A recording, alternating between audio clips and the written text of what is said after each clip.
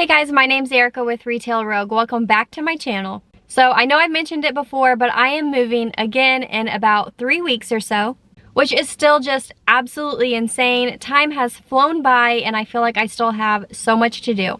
I've been working on a lot of things behind the scenes. Obviously doing the normal move stuff like trying to get our house listed and buy a new house. I've been trying to get prepped and ready for Q4. And then I've also been working on another coast-to-coast project with Jeanette that may or may not be officially launched when I publish this video. I don't want to say too much in this video because I still don't really know the official announcement date. If it hasn't been announced yet, be on the lookout for an announcement coming soon. And if it has been announced, then I will share something over here. Okay, so enough rambling. In today's video, we are going to go sourcing at Bargain Hunt. And I'm really sad to say that this is going to be my last sourcing trip here for the foreseeable future. The area where I am moving to doesn't have a Bargain Hunt, and I'm really sad about it because Bargain Hunt has been really good to me. And I apologize because that was a lot of reallys, but hopefully you get the point. So let's go into Bargain Hunt and make the most out of our last sourcing trip here.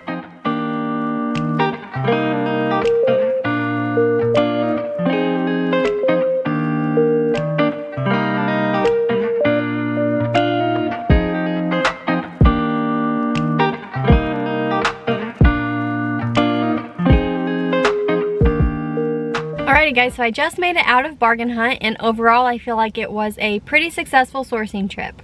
I was in the store sourcing for about 2 hours, but honestly probably like 20 to 30 minutes of that was spent at the checkout. And that brings me to one thing I want to rant about just real quick, and then we will get into the good stuff. So when I was at the checkout, the manager had to come up because I was doing a tax-exempt purchase, and I guess at Bargain Hunt, only the manager can enter the quantities. So she was helping ring me up, and there was another customer at another checkout that just was absolutely losing her mind.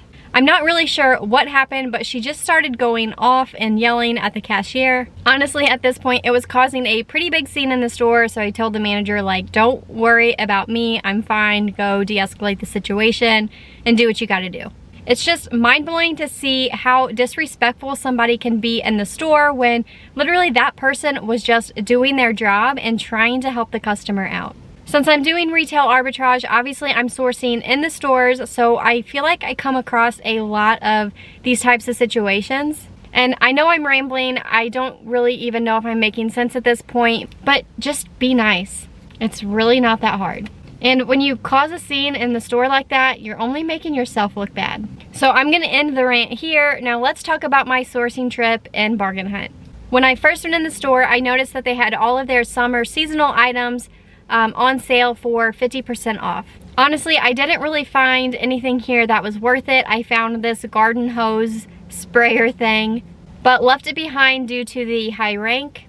And then I also found this water polo game set that I also left behind because it was just a low profit and ROI, and Amazon was on the listing. It looked like they never shared the buy box, so I just didn't think it would be worth my time. And then they were putting out their Halloween and fall seasonal items, and I was super excited to see that. They had a ton of costumes out, which I was super excited for because I actually found several from Bargain Hunt last year, but unfortunately this year I didn't have any luck. I did end up buying one thing in the Halloween section, and it is a Halloween themed toy. The sales rank at this point is a little high, but based on Keepa, I'm expecting it to drop as Halloween gets closer. So I bought this item for about $15, and I'm expected to profit about 10 on it. And I think I ended up buying 3 units. And then I found this Halloween projector that was the Nightmare Before Christmas. It made really good money. I will show you the screenshots over here,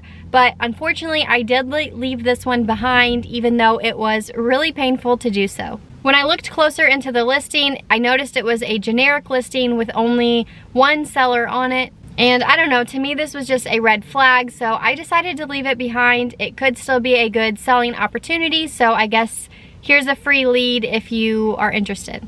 And then I went to the toys. Personally, I don't really ever focus on toys in Bargain Hunt. I don't really know why, because there are probably a lot of really great items here. I I think it's just because I typically focus on the beauty, grocery, and pet sections first, and then by the time I make it to the toy section, I'm kind of checked out for the day and ready to go home. When I was in the toy section, I did see this Blue's Clues toy that caught my eye. It cost $19.99, and honestly, when I initially scanned it, it looked promising, but the fees were just way too high, and I think you would only make like $1 or $2 profit, so obviously left that one behind. And then I made it to the grocery section. I ended up finding 2 different things in the grocery section. This first one, I'm not really sure which listing I'm gonna sell it on yet. I found 2 different really good listings that are both bundles. So when I get home, I'm gonna look into both of those a little bit deeper to see which one I think will sell faster and which one will make me more money. For the sake of the video, I'm just gonna show you this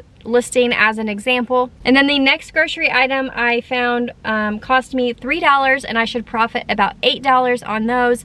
And I think I bought 10 units. Then after the grocery section, I went to the pet section. So this first one is actually a replen. I bought the units for $18 and I'm expected to profit about $14 on them. And I bought all of the units that they had. And then I did find one really good item that I shared in the flips group, but I personally left behind just because it didn't make sense for me when I factored in my prep center cost. But it has a really great rank, and honestly it was painful for me to leave it behind, but I'm trying to be pretty picky on the things that I source since I'm moving here soon. So this item cost $10 and your profit would be about $10. So right at 100% ROI. If you're interested in this lead or any other leads that I mention, be sure to check out Coast to Coast Flips. This is a lead sharing group and we do have a 100 member max. We have set lead requirements, which just makes the group that much better. We are running a Q4 promo right now where you can lock in a discounted rate. If you join the group before September 30th,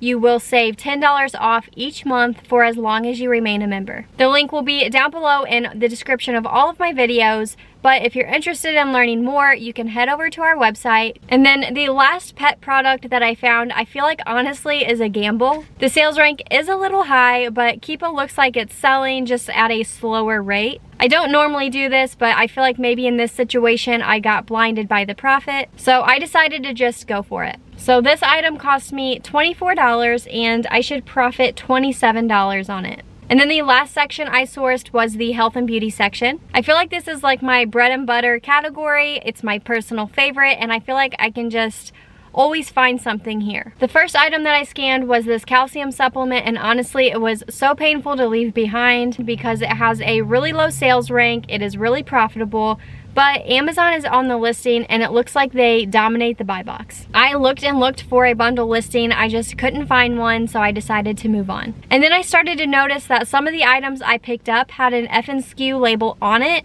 that looked like an ASIN. I'm assuming that these are Amazon returns, and honestly I didn't even worry about scanning them in the Amazon seller app because I figured they were returned to Amazon for a reason, so I just didn't want to risk it. And then I found a dental product that I'm thinking I'm going to FBM. Amazon has been out of stock for a while now, but I'm kind of worried that as soon as I ship it in FBA, they're going to decide to come back on the listing. There are very few sellers on the listing and the sales rank is pretty low, so I'm thinking it'll be a quick flip if I sell it FBM. And it is super lightweight, so shipping shouldn't cost me more than $5. So I bought this bundle for about $8 and I should profit about $7 on each one. And I bought enough for 15 bundles. Honestly, I didn't realize I bought so many units until I started filming this. So I'm guessing I just got excited when I found that one and threw them all in my cart. And then I found this Native body wash, which again, this was one that was extremely painful to leave behind. It was really profitable, but when I checked IP alert, it came up as red, and because I'm not familiar with this brand, I decided to leave it behind. If you're unfamiliar with IP alert, it is a Google Chrome extension which you can also access on your phone,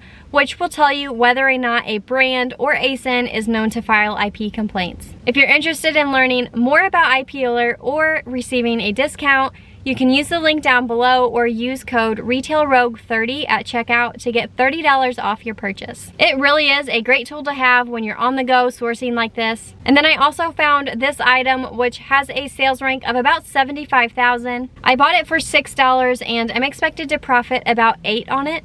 and then I ended up buying 5 units of that one. And then I just want to remind you guys to check expiration dates on all products, including beauty. Honestly, when I'm outsourcing, sometimes I forget this. Like, I don't really think to look for expiration dates on shampoo because, like, does shampoo or soap even actually expire? So just be sure to check expiration dates on all grocery, pet, and beauty products. And then this last item I found was almost a clear the shelf moment. I had to take my first cart up to the front of the store and grab a second cart. Then I ran back to the beauty section with my empty cart and started throwing units in. So this one has a really low sales rank. There's low competition on the listing and I'm really excited about it. It cost me just a few dollars and I'm expected to profit over $5 on each unit. And I ended up buying 36 units. And that was my sourcing trip in Bargain Hunt. Like I said, I feel like it was a pretty successful trip and I just realized that I didn't add up my total profit. So I'm going to do that here real quick.